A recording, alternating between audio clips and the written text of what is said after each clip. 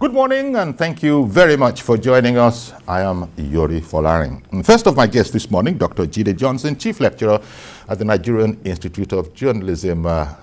Good morning, Prof. Well, I mean, we are talking of Chief Lecturer. Thank you very much. Thank you very much, Yori. Oh dear. You have joined the rank of our friend in Arochukwu, Mazi Okorafor. He put him in borrowed rooms. He conferred you with that professorship. Thank you very much. Well, we started off with a bit of humor because it's not funny at all what we want to talk about. No, it's not. You know, we're just sort of recalling the weekend and the incident of, terrorism, but, you know, some people prefer to use the expression banditry. I'm talking about the Abuja-Kaduna road, where mayhem, if one can call it that, happened. We are hearing that one person has been confirmed to have died and quite a number of others injured. The worry, as we talk about this, is what can we do? How can we find a permanent solution to this? Because the security officials were saying in there, in the material that's out there in the public domain, that this road has been quiet for a while. It has been quiet, it has been safe for a while, and so they were given the impression that this sort of took them by surprise. Well, I think it's reasonable, any reasonable person would know that, well, we don't really have enough bodies, enough men in uniform to police all our strategic places. And that's a scary thought. That does this then mean that the bandits have read it so well that just chill for a while, they'll vacate wherever they've been paying attention to, then we'll resume. What do you think, Doctor?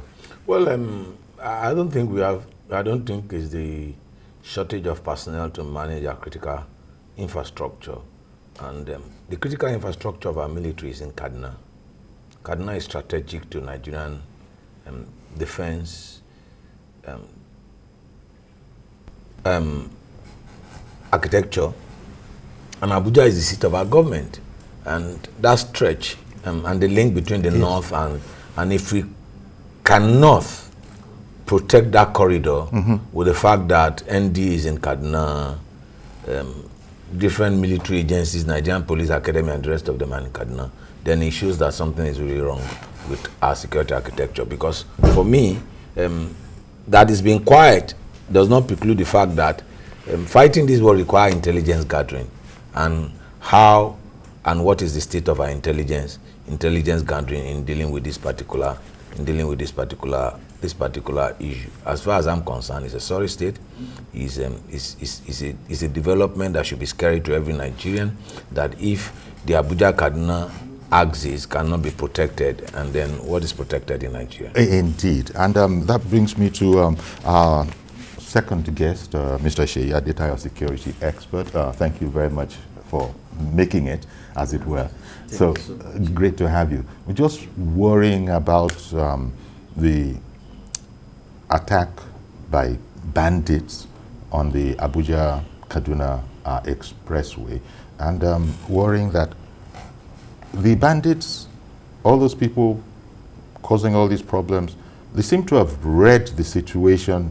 And I was saying to Jide just now that they know that, look, they can police it for only so long, and when they vacate, then we'll come out, we'll hit, and what happened over the weekend would have happened. So are we therefore condemned to, is there a permanent solution, since it's probably unlikely that we have enough people in uniform to man all our strategic areas?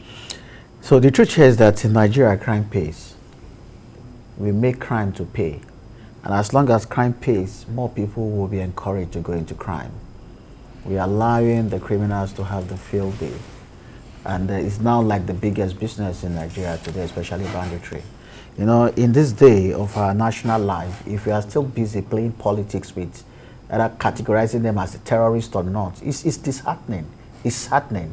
If people are becoming so political as to the person killed is a politician. Yeah, yes. Or let me say, was a politician. Yes. Because it's normal. Yes, he's normal. And to be honest, many politicians will be killed on that road and several other places. And so this we, as long as we continue to sit and play politics with life of Nigerians, no, it's disheartening. No, we need to take appropriate measures. These are people that are coming in and killing people, taking people away. And we are restricting ourselves in terms of measures we need to take to eliminate this. We will continue to, because they understand, they know we cannot police that stretch of it. No, the last time I was here, we spoke about the rail. I said it is not possible for us to police it. The other time we read that the Nigerian Army is providing its air assets to monitor. For how long? Look at the cost benefit. How much is the total, the revenue on the train service per trip? How much will be the cost of an helicopter flying to fro? Is it sustainable?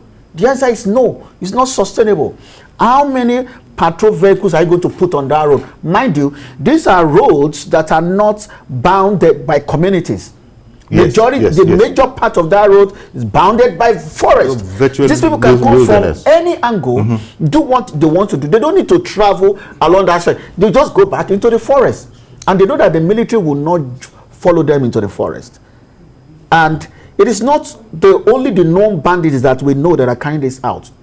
Local criminals are now joining, knowing fully well that these people have been doing this thing for a long time and they are succeeding. It's now, the big business. Everybody is now going into it. And we'll continue to see this until we decide and say, you know what, even with the elites, we are the one being affected right now. Because the poor people will rather sit where they are. Now, if you look at the video, it was a convoy. The convoy was attacked. The man that was killed, a whole governorship candidate, was killed on the road. So it's not just about... Well, when you say governorship candidate, it's not really known. Aspirant. Yeah. The governorship. Aspirant. Well, in that yes. case, he was a popular man. Indeed, he was. You're talking about the video you referred to. Let's take a film report that we have just to sort of refresh, your memory on this terrible event. Sunday evening's bandits' attack on Kaduna-Abuja highway has brought panic to residents and road users. The sad incident is also a matter of great concern to security agencies who had recently intensified efforts towards ending banditry in the state. The gunmen attacked the road around Kurmi Jama'a and shot sporadically to cause panic. An unspecified number of commuters were abducted, while a renowned politician from Zamfara State, Sagir Hamidu, was killed in the process. A joint team of security operatives are here at the location of the incident to assess the situation with the view of beefing up security measures along the road. Our men engaged them, and we at least after the engagement, I know we lost one of the commuters here, but we were able at least to rescue at least up to 11 victims. But I cannot ascertain the number of the commuters they kidnapped, but we are still in investigation. This one will not set us back. By great of course, what we are trying now, we came here to assess the security arrangement of this place and upgrade the security arrangement of this place. We have been briefed about what happened here, and we have been assured by security forces that they are going back to the drawing board to see what they can do. I want to talk about the shutdown of the telecom services. We want you to know that the advantages of the shutdown outweigh the disadvantages as we speak. We've been making a lot of progress. So many inroads have been made. They also observed that violation of traffic rules and driving in opposite lanes along the road is a major threat to security. Because they divert, they are following one lane. And when there is anything incident like that, the whole vehicle will converge in one place. That's what caused the whole problem in this area. 2 armored personnel carriers, together with additional troops, have now been deployed to the highway by the police authorities. They are calling on residents to support security agencies with timely information, which will aid the crackdown of these bandits. Lupe Asom, TVC News, Kaduna. Okay, welcome back. So that's the report. It went out earlier, and as that was playing, Sheyi Adetayo, our security expert, was saying that actually he fears that there was another attack. Yes. On that same highway. Yes, about 5 kilometers away from the actual spot of Sunday's attack. About 4:30 p.m. yesterday, the information we had was that 4 vehicles were attacked.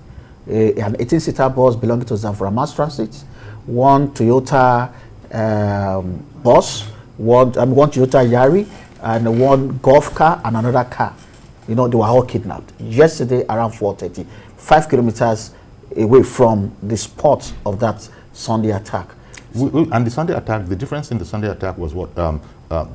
They actually beat them off, so they couldn't kidnap anyone. But unfortunately, the death of our APC chieftain Sagir Hamidu was recorded. They weren't actually able to, the security personnel beat them off on the Sunday attack. But you're saying that yesterday's attack reports that you was successful. Was successful. Yeah, and I'm still surprised that, I will be surprised that no one was kidnapped on that Sunday attack. Okay. Because there are several other vehicles whose occupants were not there. And the information we had was that they actually, they went away, they kidnapped those people in those vehicles. Okay, so they actually were able to get some. And then, well, there you go, Dr. Johnson.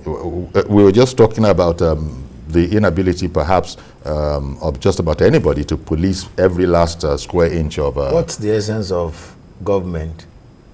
What's the essence of the security we can't protect? Are those people's spirit? Are they from the moon? You could see the number of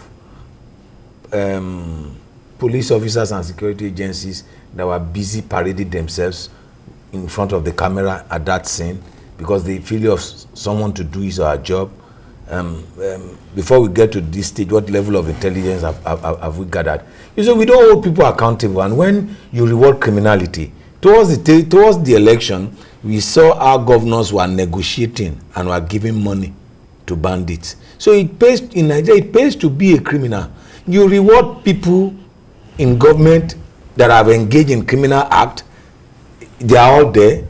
They all have their record. Remember that senator that came from Niger that said in the floor of the National Assembly that majority of the people in this Senate chamber were people that have arrested and that have cases, that there are 5 cases. So once you have that, because I keep wondering, are these people's spirit? You see, we have 774 local government. In each of the 774 local government, you have DSS operatives.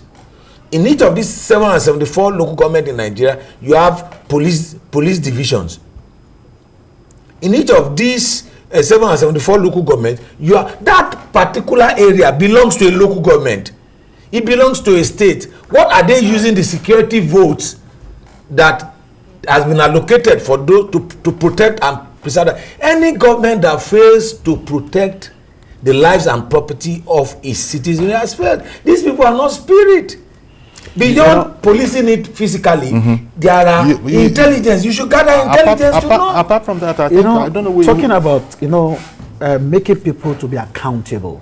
You see, 3 terrorist suspects, Al-Shabaab suspects, escaped from prison, Kamiti prison in Kenya, and they have been recovered. They've been rearrested, but the prison officials, the leadership, as at yesterday, they've all been remanded in prison. This is court remanding them in prison. They were initially arrested for negligence, for allowing terrorists to escape from prison. Now they were taken to court.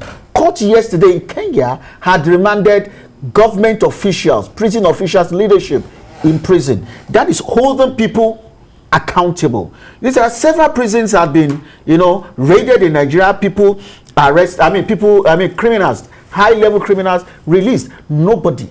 We don't know, or in the public domain, what has been done to those. And as long as we are not holding people accountable for inefficiency, negligence, not being able to do their job, this will continue to happen. And that's just speaking to what you've just mentioned. You said the frustrating thing is that crime seems to pay in Nigeria. And then you follow that up with there's also a lack of accountability. What are people doing?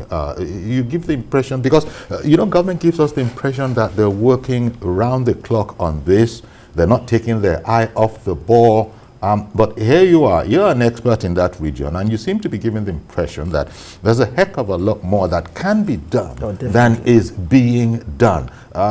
You know, it didn't even occur to me what you said. You said, I believe, that how much would it take to do a helicopter patrol, you know, of such a sensitive area where we have been hit before, and so we know that the potential is very high. Why do you think this is? Because as you are here, security expert, I imagine that government also has a number of security experts that know what you know. So what is the problem? Well, it's funny, see, at times when we speak to some of our colleagues, especially those who have been in charge and now recently retired, you know, you still see them showing some, you know, frustrating response to say, it's not that we don't know, it's not that we've not recommended this, but like somebody somewhere is having a different opinion. Okay. You see, one thing is this, security agencies are reporting to political authorities. They might make provision in terms of this is what should be done. Okay. Now, at times we make political expediency to override security expediency. Some might feel that if we take this action, it's going to affect them politically. An election is coming. They might not allow such. Okay, for example, now the issue of classifying those people as terrorists, the decision is based on political expediency. You know, let me come back to you because in the meantime, I have on the line, is it Mazio Korafo? Reverend Dominic. Good morning, Reverend Dominic. Good morning, Yori. Please go ahead.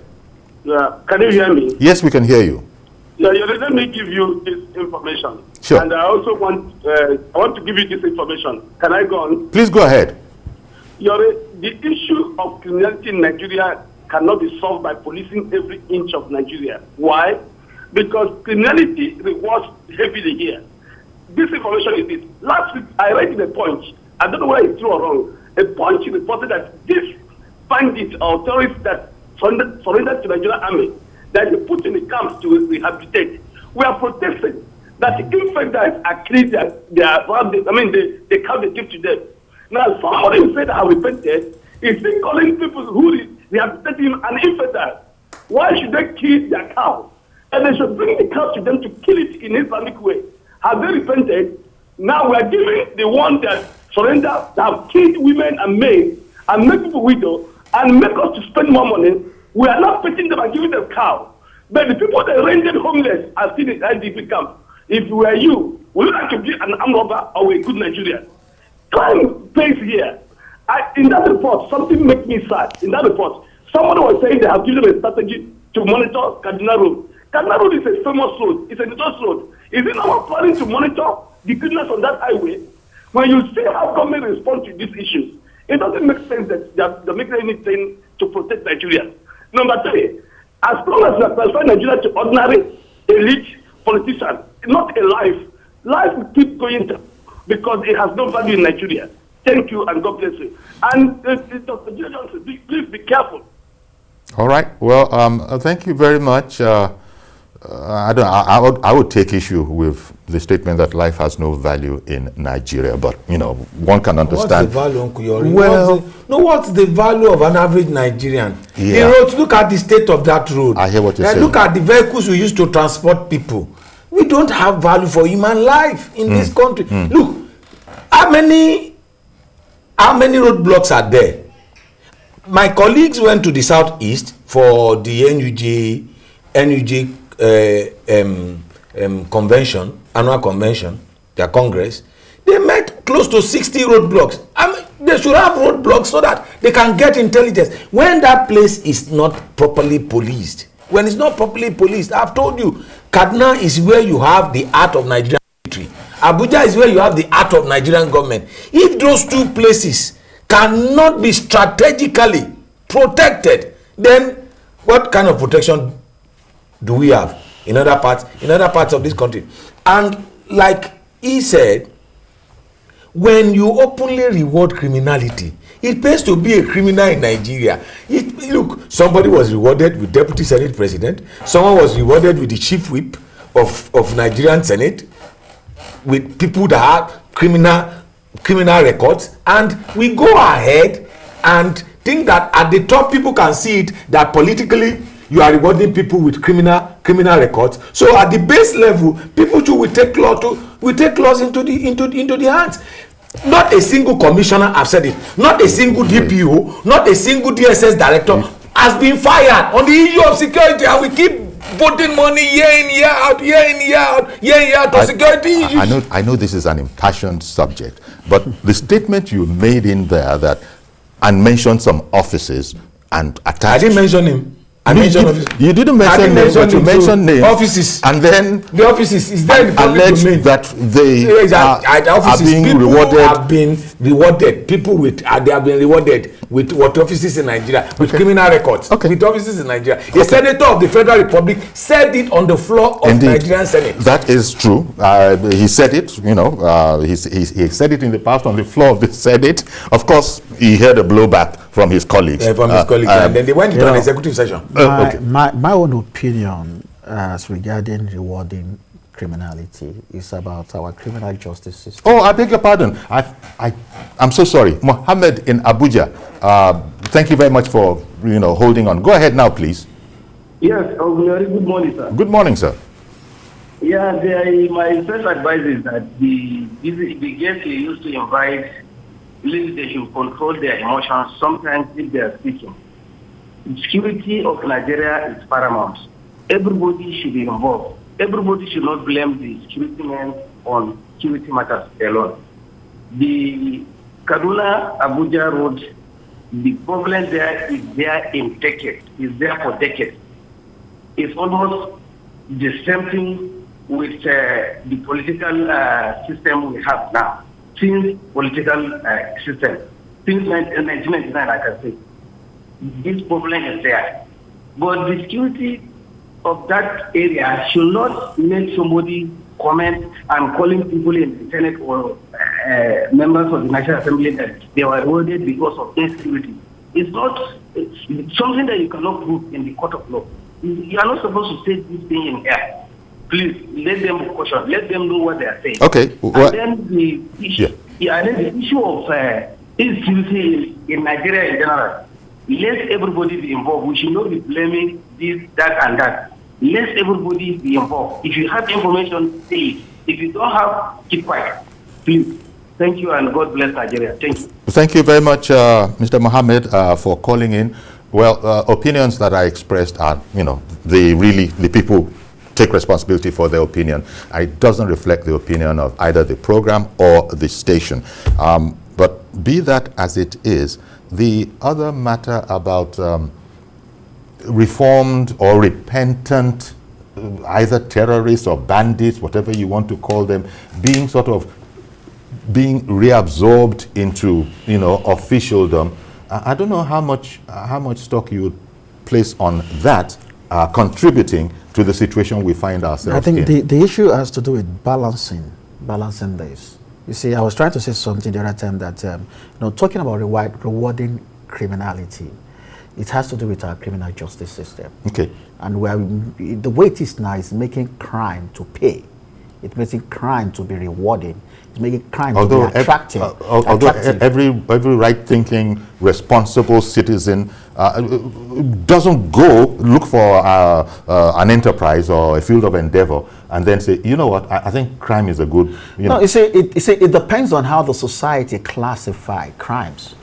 We've gotten to a level in our society where, yahoo or fraud no longer, it's not something that is detestable anymore. Young people can come out and say, I am a fraudster, and nobody will. Why? Because they have money to throw around. And we're almost. Yeah, we're almost getting there. Yeah. And now, if we have allowed criminals to be having field day, and even those that have been caught, we've not made example of several of them for people to see that this is how we treat people that are involved with this. So you're putting that on the resolve of the government. Yes, the government is responsible for the criminal justice system. And indeed for the security of every Nigerian. If I am the president today, I've always been thinking of this. My priority is about justice.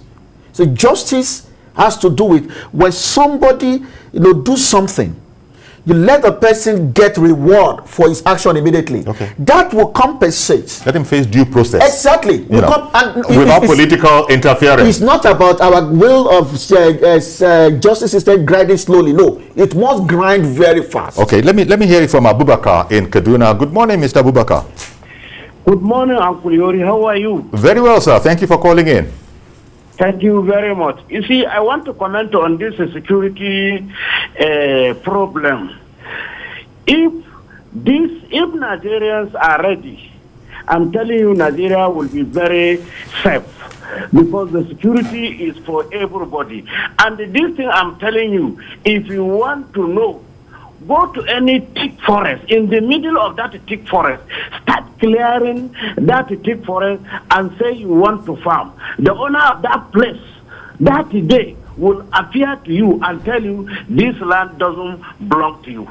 But a kidnapper will go and clear a place and make it his camp. And you will stay there for more than 30 days. Nobody will report that person. And these people that have taken people or are taking people from the main road. But now, police will come with sarin, shooting, telling everybody to clear. They use a helicopter to locate those people because somebody who is trekking, a helicopter will be faster than him. But these people will trek with the victim they kidnap more than 30, 40 kilometers barefooted. Nobody will see him. And you know, in that area, we have a village head, we have villagers, we have a DPO. If government want to tackle this thing, they should tell any DPO, charge him. Any local government you are taking care of, if something happens, you, the chairman of that local government, the villagers, the village head, will be held responsible. I'm telling you, nobody will allow his area to be terrorized with any terrorists because they come from that area, they know where they are, they come to them, they buy food, they carry their women, they do everything, they buy beer from them, they celebrate a party with the criminals, and later they will enter into bush where they are cutting firewood. They are seeing them there every day. They are the people that are carrying bread to them. They are the people that are carrying petrol to them. They are the people that are carrying women to them. Sometimes when they collect ransom, they are the people that collect the money from them to go and put in their bank. Okay. These Okay. people are seen. They are available. If they want to arrest them, it is easy. Let the DPO act. Thank you very much. Thank you very much, Mr. Bubakar, calling in from Kaduna. We're talking about this whole matter now in terms of what can we do about it. I understand that someone waited right through the break for us. Good morning. Please go ahead. Good morning. My name is Benga from Abuja. Good morning, Benga in Abuja. Thank you for calling. We need to look at this thing holistically. We are missing two things together. We are missing kidnapping with the banditry and cattle rustling that have been happening in the northwest for ages. Banditry have been there. It just came pronounced because more people are into it because of joblessness. The kidnapping has been is evolving due to the cashless policy of the government. When did you see a logistical board bring stuff, people say bring your money? You hardly see people carry gun to houses, area from house to house and collect money. It's no more profitable. People now see that if you go to the highway, you kidnap them, they will bring this money and come and meet us. And many of these people have been arrested after to that. That because they could not go on armed robbery, they now find it easy so that if you kidnap somebody, that money billion will come cash.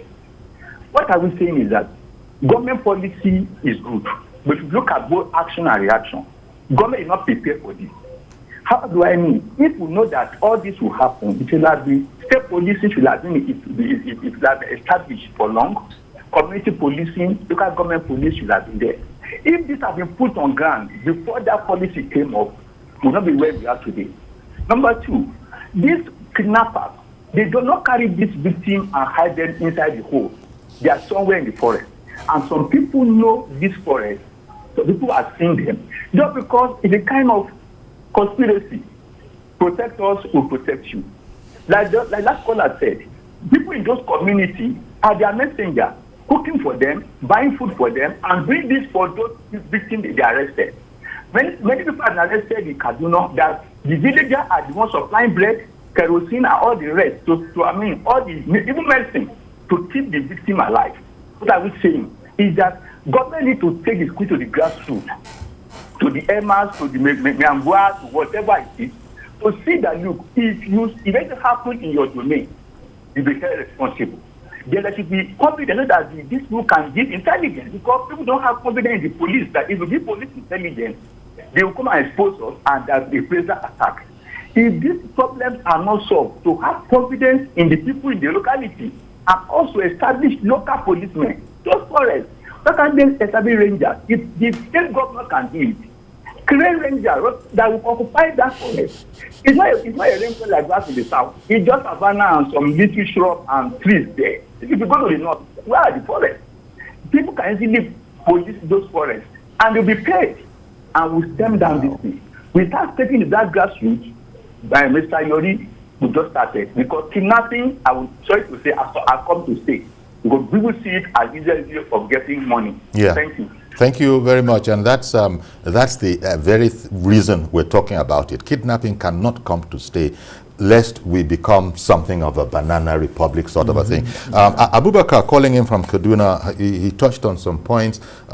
He said, well, the telcos thing is they've shut down telecommunications in that area in order to frustrate the bandits and the terrorists. Then the matter of reporting to the police, being a good citizen, see something, say something, that is a very dangerous policy. In the past, those that have done so, we hear rumors that they go back to them. I mean, you should want to be confident that I give the police information, I should be safe, but I don't know what has happened. There have been rumors that such people find themselves at the receiving end of the ire of those people. Exactly. So what can we then do? What can be done? Because it looks like we're just helpless, sitting ducks, apart from Wenga, who has called in and said, refurbish the entire system. Let people be accountable. And even Abubakar said that when we're serious about it, we'll take traditional leaders, district heads, everybody, make them responsible for everybody in your domain. How doable do you think all those things are? You see, it's part of the larger plan to resolve this. That's why I said that solution is not about policing the road. We have to deal with the issue at its roots. And as long as banditry is lucrative, these people will continue to come because they have, free choice of location of targets. If you police this road, they can go to another road that is less policed, and you cannot police everywhere at the same time. So one of the solutions is this one. Of recent, the NIA Director General also advocated for licensing the private security agencies, providers to be carrying weapons. It is very important, it's very vital. In an environment that we've grown to a level where we need to begin to complement at a lower level to provide some layers of security where we can get some response before the main security begins to respond. If you are closing every areas of opening, insecurity, or let me say criminality, will be less lucrative.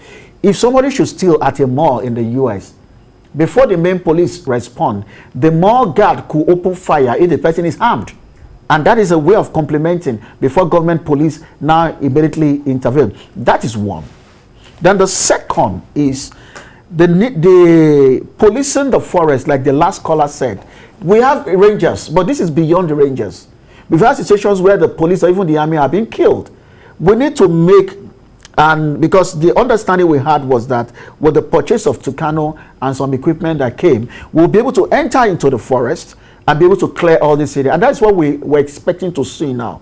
That let us map all these areas now, divide them into quadrants, and start clearing quadrants by quadrant. And they are clearing. We moved conventional police to come in and start, if you look at what the Borno governor is doing, where he's trying to relocating people, the villagers that have left those communities, we relocate them back to their community as we are clearing those areas. And by the time we'll push them out of Nigeria, and we'll create a structure in place that will ensure that the moment any of these people step back into our territory, we'll get them arrested. Indeed. Until we do that, they will continue to have, freedom of areas, of operation, and they can move from one area to another to attack. And as long as they're able to do it, we'll continue to come back on this same table to talk about one person being killed today and that person being killed tomorrow. I wonder, Dr. Johnson, what you feel about the doability or otherwise of some of these ideas. Look, we have special forces. I mean, I imagine we do because most countries do. So when a thing is beyond the police and maybe even beyond the regular army, you have specially trained people. I don't know. I'm just really looking at all sorts of ideas now. I've just heard that we do have Rangers, but the Rangers might not be up to it. How about those special operation forces that can bring water out of stone? In fact, so much so that their methods are, said to sometimes be extra judicial. But in fact, quite frankly, if anything goes wrong, those people are said to be on their own. Countries. But they have an objective, and the objective is to rout bandits, terrorists who are going to feed fat on the situation we have on the ground. Now, she said something about East African countries. If you check the history of East African country, when Somalia went rogue and Somalia became a failed state, Kenya, Ethiopia, and the rest of them were having issues. And how was Kenya able to deal with the issue of the splinter groups from Somalia trying to cause problem in Kenya? There was the political will. And then there was the desire to prosecute anyone and to hold people accountable. Do we have that political will in Nigeria? Do we have that desire? Are these people's spirit? Is Nigeria the only country in West Africa? Why is it that we are the only one facing this particular? I'm facing this because particular the phrase political will. We've been using it for a long time. We used it for politics. Now we've come here, and that political will is still the characterization of the perpetrators of this crime against humanity and the state itself is the first step. Are they terrorists or are they bandits? Are they kidnapped? Well, the president referred to them as terrorists at the UN. Now, if they are regarded as terrorists, they become citizens of no states that globally they've been declared criminals. Are you with me? The Interpol can arrest them because they are. But she was just explaining that there can be political consequences for. That's what I'm saying. That's why we are going back to where we come from of the political will. That's one. Then two. How many, because when people say we are passionate about, why we should not be passionate about my country? That's the level of patriotism. That's the love for one's country.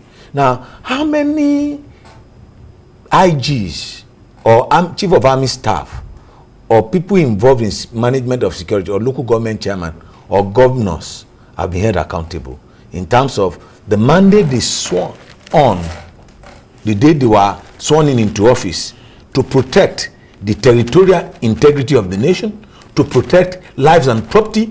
Now, if it is the crime that is better, these are impeachable offense because they swore an oath, holding the Bible, holding the Quran, that they will protect Nigerians, they will protect Nigerian territorial integrity. Now, tell me whether they have done that or they have not done that, and somebody will say, okay, they are passionate about it. That's patriotism. It is very, very clear. Why should I not be patriotic about my country? I should feel free to move from anywhere in Nigeria to any part of the country. That's what makes me a citizen, and that's the least thing I require from my government, that I pay my taxes regularly, I obey the laws of the Federation, I recite the national anthem, and I love my country. I'm a patriotic Nigerian, and I should be passionate about it, and it will not change me. People are irresponsible. Let them hold them accountable. Sheyi, what both of you gentlemen, and indeed some out there, are saying is that enough isn't being done about our security situation. It seems that between you two gentlemen and a lot of people out there, there is more capacity, as it were, that is unutilized to confront this problem. That seems to be what the vibe that I'm getting. You made mention of special forces. Yes. You see, what you see now is that you see policemen in Lagos wearing special forces uniform. Yes. And I asked, are they supposed to be in Lagos, or they are supposed to be where things are happening?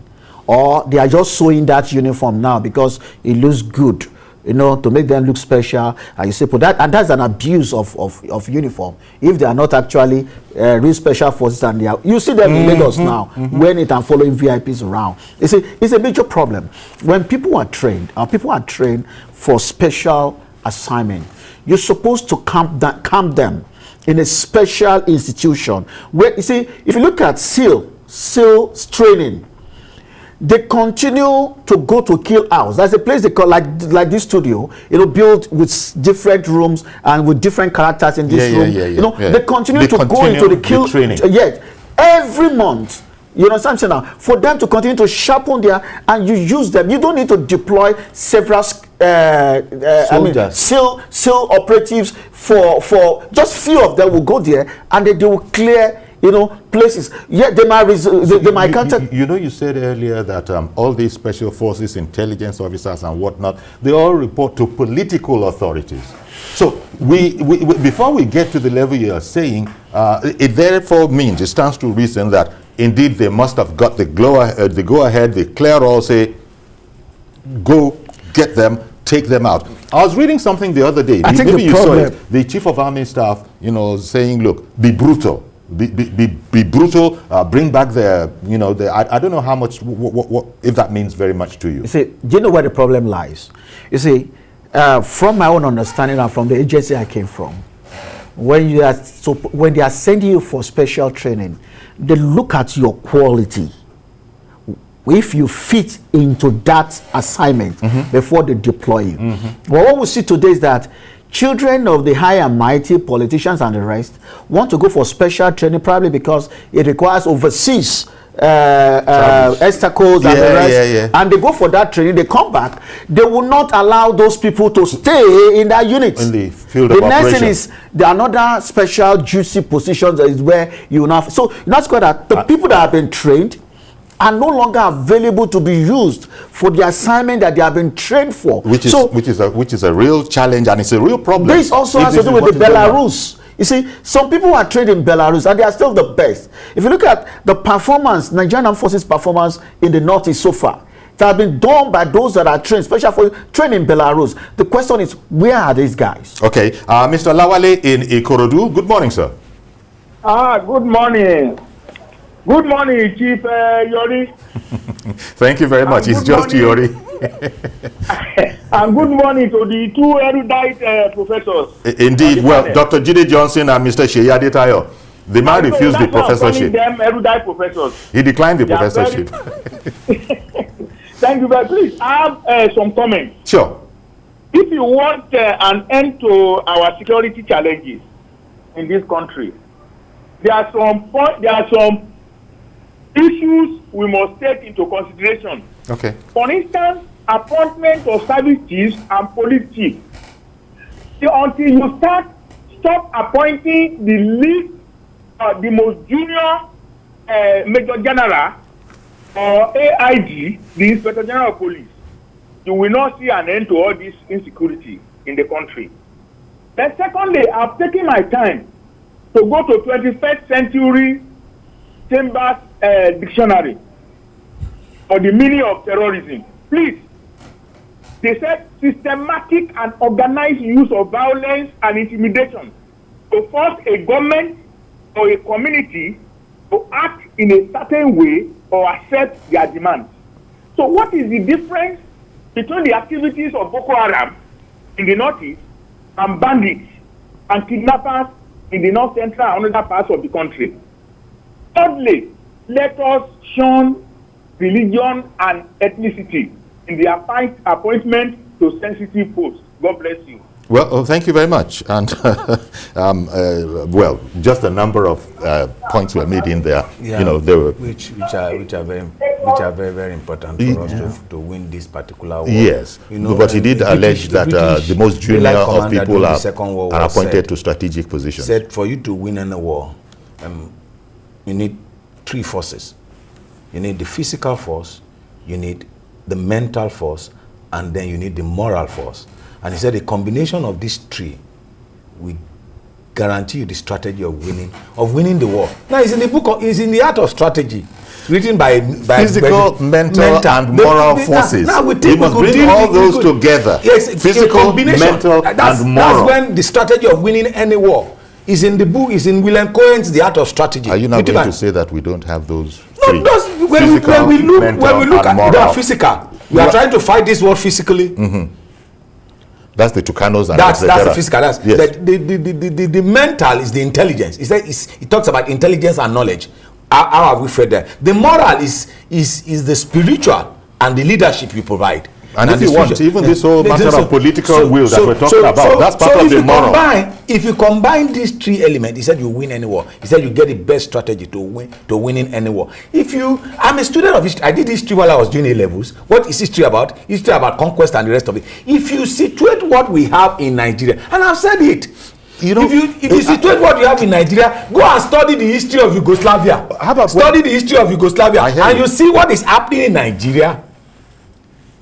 Happened in Yugoslavia. But the time came when there was nowhere to go anymore. Exactly. There was nowhere to go anymore. You were pushed right up to a war. And I wanted to bring part of the conversation back. Maybe Shey, you take it first. The whole question of, we know what to do here. You guys are experts. You guys are analysts. So we know what to do here. But we've often heard that that's one thing on paper, as it were. Now, when you get into office, I understand that it gets so very complicated that the very straightforward knowledge, Jide has just told us, give me the physical, give me the mental, and give me the moral strength, and I can do it. So are you saying that people that go into government, that go into the National Assembly, State Assembly, everywhere assembly, don't have these something to commend them? This is where we mix it up. You see, when we talk about political will, everybody will focus their attention on Mr. President. No. It's part of it. See, let me explain to you. I've had an opportunity of working with the president. I was a detail to a president, and I know so much happens in the presidential villa. Mm-hmm. There are lots of levels and layers. A president is more or less like a caged man. You only get to know what they are allowed to get to you. There are times when president will take decisions, and before it will get down, it has been whip-told. And you won't even get the feedback up there, except you have a direct link for you to know that the decisions you made had not actually been implemented. Okay. But the result you are getting is as a result of the fact that they did something different from how you intended it to be done. And this is important information. Talking about political will, it goes down different layers as to at the level of the person designing the strategy, the people that are going to recommend on the strategy, the person that is going to now approve the strategy for release of funds. You see, political will has to do with the release of funds. When you put it like that, one then gets the impression that these poor guys in power at the very topmost seat, quite frankly, they've being at the top could be lonely. It's very, very lonely. Yeah. And quite frankly, they don't even know if what their strategy is and what their orders are being carried out. Now, that might seem, to a lot of people that say, what? I mean, a person is the commander-in-chief. His order must be carried out. It's an offense not to carry out his orders. But we've seen in this country where an IG was asked to go to somewhere. Yeah. And the IG did not go. I remember that. Now, political will also has to do with, can I even deal with this person? The president asked the inspector, no, it was... Ring him or something like that. Yeah, he was asked to relocate. Yes, to Benue. Yes. I think it took his time. Uncle Yori. He took his time in getting there. But technically, he arrived. So, but I see what you are saying. And this is what is complicating the issue. An issue that dealt a major blow with the issue of political will. The appointment of any nation that rewards, that does not reward meritocracy, will get mediocrity. Now, he has said it. We should deal with this issue dispassionately. Don't bring someone that is least qualified to head your military and security agencies. you destroy systematically in the last 20 years. We have destroyed valuable knowledge, valuable experience by promoting AIGs to become IGPs and promoting major generals to become chief of army staff, and we render a lot of major generals and the rest of them that have experience in dealing with this issue over time. You know, so, we're going to have to captured it. We're going to have to leave it here. But TVC News will continue with this. There are other programs, so no doubt you can't put all of this conversation into one program, and they'll be taking it. But a lot of insights have been got from it, especially what Sheyi said, that it's one thing for an order to be given. By the time it gets to the ground, so to speak, it might be a totally different, or it might not even be carried out at all. That's scary. That's scary. But thank you very much, Sheyi Adetayo, security expert, and Dr. Jide Johnson, chief lecturer, NIGA. And indeed, thank you also out there, and especially those of you that called in with perspectives on this question. That's our program. Please join us tomorrow for a fresh edition. I'm Yori Folarin. Bye-bye for now.